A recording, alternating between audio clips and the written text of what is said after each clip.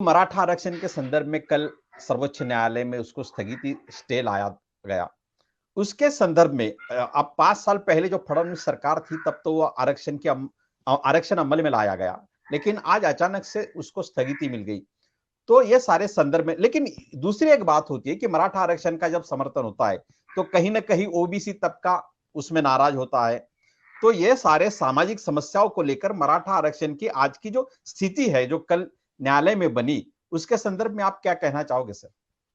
नहीं, पहली बात तो हम मराठा आरक्षण का समर्थन करते हैं, मगर ओबीसी को दिया हुआ जो रिजर्वेशन है उसमें से किसी प्रकार का एक टक्का भी काट कर मराठा लोगों को दिया जाए, इस तरह का हम समर्थन नहीं कर रहे।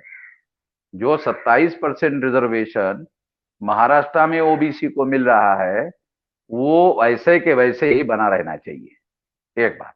दूसरी बात, 50% के बाहर का जो एरिया है उस एरिया से ये 16% देने की बात थी, और महाराष्ट्र के हाई कोर्ट ने 12% नौकरियों में और 13% एजुकेशन में देने का उन्होंने निर्णय दिया। उस निर्णय को वहां सुप्रीम कोर्ट में चुनौती दी गई है, और चूंकि इसमें संवैधानिक मुद्दे शामिल है, इसलिए संवैधानिक मुद्दों पर जब तक फैसला नहीं होता है, और ये 2 जज का या 2-3 जज का बेंच था, ये संविधान पीठ नहीं थी, इसलिए उन मुद्दों पर वो फैसला नहीं दे सकते थे, इसलिए उन्होंने बड़े बेंच की तरफ भेजा है।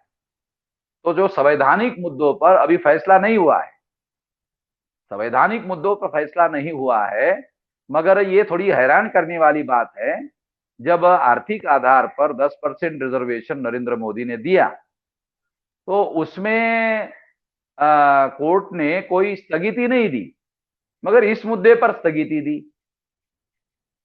उन मुद्दों पर स्थगिति नहीं दी, इन मुद्दों पर स्थगिति दी। तो ये कुछ संवैधानिक बातें हैं जो समस्याएं पैदा कर रहे हैं और संदिग्धता पैदा कर रहे हैं। तो हम लोग जल्दी ही इसके बारे में इस पर भी आंदोलन करने की भूमिका घोषित करेंगे, ऐसा हम लोग विचार विनिमय कर रहे हैं।